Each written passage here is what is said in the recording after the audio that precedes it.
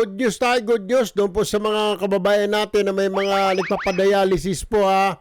Ang balita ho natin dyan ay maaring sa susunod na buwan ay dadagdagan na po. Ha? Ay talagang wala na kayong ilalabas ni singkong duling sa pagpapadialysis. Kasi ang problema ngayon by Aljo, sagot ng PhilHealth ang dialysis. Pero ang kasama na pala doon, 2,600 kasama na injection. Okay. Pero may mga ibang dialysis center na hindi walang binibigyan ng injection. Pumupunta sila sa kung saan-saan. Lagi dito sa ating opisina. Okay. Humihingi sila ng pang-injection, which is 900 to 1,500. Ano ito, mga private na ito ng mga ospital, no? Tama ba? Mga private. Mga Wala. dialysis Kaya center. nga kahapon, kausap ng Kongreso ang PhilHealth at ayun, ay sabi ng PhilHealth, pag-aaralan ho natin yan, Congressman, at itataas na lang natin yung ika nga from 2.6 gawin nating 5.2 Okay. para all in na lahat.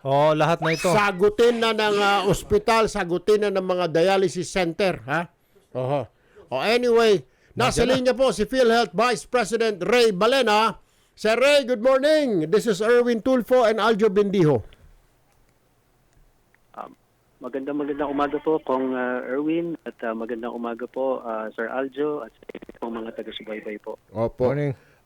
Kahapon nga po, kausap ko ho si yung inyo pong COO, si Opo. Mr. Santiago po ba yun? Attorney Eli Santos po. Attorney Eli Santos. At pagkasunduan po, kasi nga ang problema ho yata at dahil ang gusto po ni Speaker, wala na sanang ika nga gagastusin kasi yung mga nagpapadialysis, kasama na yung tinatawag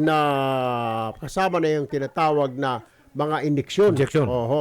Sabi po ni Sir Eli Santos kahapon, ay pag-uusapan ng board ito, malamang bigyan sila daw ng 1 month para madoble na lang 5,200 from 2.6 gawing 5.2 para wala na talagang money out ang lahat ng mga dialysis patients. Tama po ba ito, Sir Ray?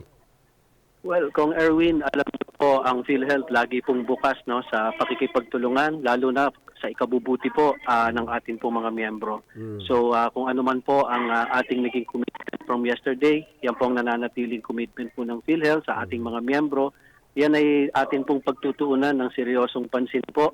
At syempre po, kailangan yan talaga ng mga kababayan natin, Kong Erwin. Talagang ready po kami dyan. Hindi ho malayong mangyari yan, Kong Erwin. Kailangan ho talaga ng mga kababayan natin ho ito at Opo. And we're hoping na ito ho'y maaprubahan kaagad ng inyong pong grupo para po may kagagaan, ikaluluwag. Kasi sa totoo lang by Aljo, we have 4.5 million na mga diabetic dito sa ating bansa at halos kalahati niyan, over 1 million, almost mag 2 million ay mga nagpapadialysis. Medyo mabigat ho ito, Sir Ray. Kailangan ho talaga natin ito matugunan itong problema ho ng mga kababayan po natin. Tama po ba, Sir Ray? Yes, Kong Erwin. Talagang agree po kami at talagang walang duda. Talagang kailangan po. Kaya kami po sa PhilHealth makikipagtulungan po sa inyo, Speaker Romualdez at sa Kongreso para po makita na natin yung lalong pagbuti po ng ating benefit packages. Hindi lang ho sa mga dialysis patients, Kong Erwin. Marami pa hong mga pasyente nangangailangan din ng pagbuti ng kanilang packages po. Ang isa pang pinapaaral po ni Speaker Romualdez, Mr. Balena, ay itong kung po pwedeng doon sa total bill na pasyente, sagutin na ng PhilHealth ang 10%. Ika nga, 10% discount.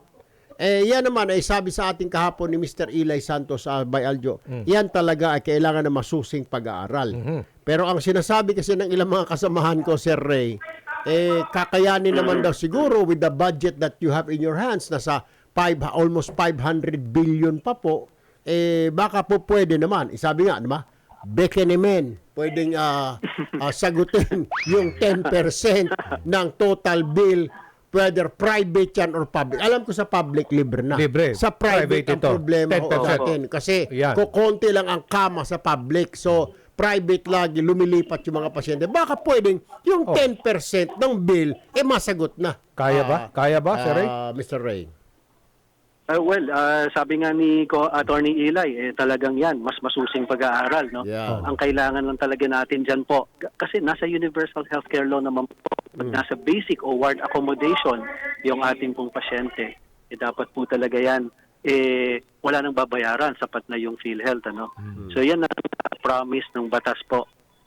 Opo. Well, problema kasi dati dito, Sir Ray, hindi ho lahat naman ng tao na pag nagpapa-hospital po, doon po sa free ward. Hindi ho, pag puno, kasi laging puno po yung ating free ward. That's the irony of it. Kailangan ho talagang pag-aralan na kung po pwede. Kasi po, Sir, yung isang kasama namin, si Congresswoman Kimbo, ang gusto nga niya, itigil na yung contribution or bawasan. Ako naman ho, sa akin, okay lang ho siguro at sangayon sa akin ng mga members ng PhilHealth, okay lang mag-contribute basta dumami at lumaki yung mga benepisyo. Kagaya niya na kung masagot na ng PhilHealth na 10% sa hospital bill, makakatulong. Di po ba? Kaya dapat yan ho ang pag-aralan ngayon ng PhilHealth, Mr. Ray. Alam mo, tumpak po kayo dyan, Kong Erwin. Talagang mahalaga rin naman talaga merong contribution yung ating pong mga miyembro. Kasi yan ay para maging sustainable yung ating programa. Kong Erwin, kami po nandito sa PhilHealth ay nakahanda po tayong tumugon sa mga hamon na yan. Opo. At sa tulong po ninyo at ni Speaker Romualdez at ng iba pa ho sa Kongreso, magagawa po natin yan. Opo. Alright. Okay. Sir Ray Balena, Vice President for Corporate Affairs, maraming salamat po at magandang umaga po sa inyo. Magandang umaga po. Mabuhay po kayo. Thank you po.